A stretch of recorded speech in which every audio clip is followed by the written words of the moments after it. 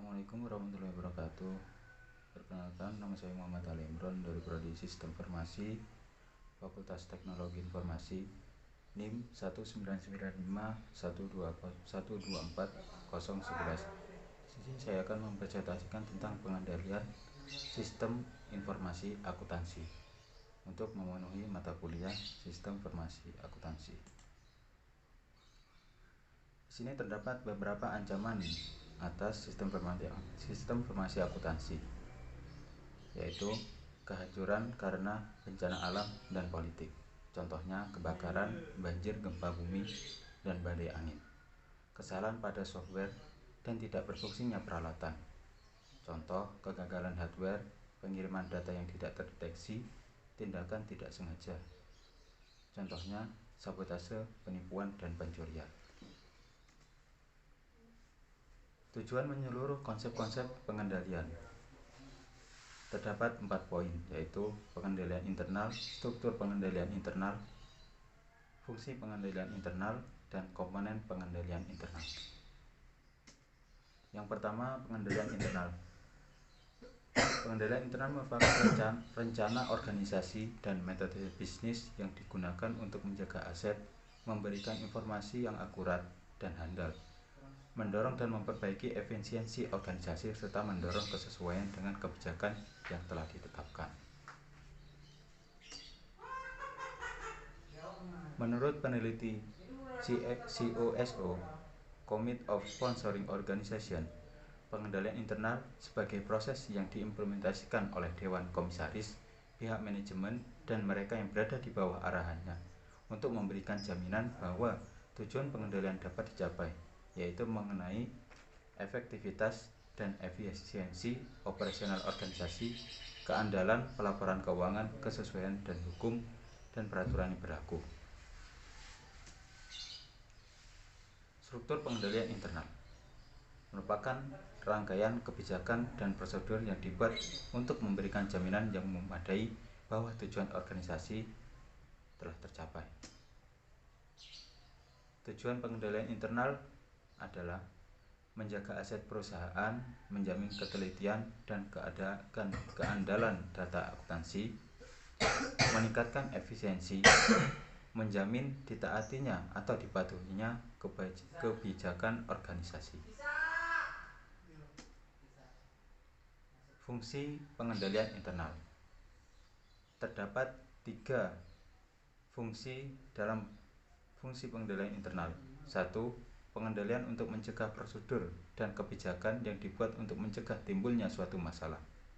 Misalnya, adanya pemisahan tugas, pembagian wewenang dan tanggung jawab, mengendalikan akses fisik atas aset, fasilitas dan informasi. 2. Pengendalian untuk pemeriksaan prosedur dan kebijakan yang dibuat untuk mengungkapkan adanya masalah atau penyimpangan. Misal, pemeriksaan salinan atas perhitungan, mempersiapkan rekonsiliasi bank dan neraca saldo setiap bulan. 3. Pengendalian korektif prosedur dan kebijakan yang dibuat untuk memecahkan masalah atau penyimpangan yang terjadi yang ditemukan oleh pengendalian pemeriksaan. Misalnya, prosedur yang dibuat untuk identifikasi penyelesaian masalah, penyebab masalah, perbaikan kesalahan, dan mengubah sistem agar masalah di masa datang dapat diminimalisasi. Terdapat 5 komponen pengendalian internal. 1. Lingkungan pengendalian. 2. Aktivitas pengendalian. 3. Penilaian risiko. 4. Informasi dan komunikasi. 5. Pengawasan. Yang pertama, lingkungan pengendalian. Lingkungan pengendalian yang pertama, komite atas integritas dan nilai-nilai etika. 2. Filosofi manajemen dan gaya operasi. 3. Struktur organisasional. 4. Badan audit Dewan Komisaris. 5. Metode pemberian otoritas dan tanggung jawab. 6. Kebijakan dan praktik-praktik dalam SDM. 7. Pengaruh-pengaruh eksternal. Aktivitas-aktivitas pengendalian. otoritas transaksi dan kegiatan yang memadai, pemisahan tugas, desain dan penggunaan dokumen secara tercatat yang memadai, penjagaan aset dan catatan yang memadai, pemeriksaan independen atas kinerja. Penilaian risiko. Terdapat beberapa tahap dalam penilaian risiko. 1. Identifikasi ancaman. 2. Memperkirakan probabilitas atau risiko pada setiap ancaman yang muncul.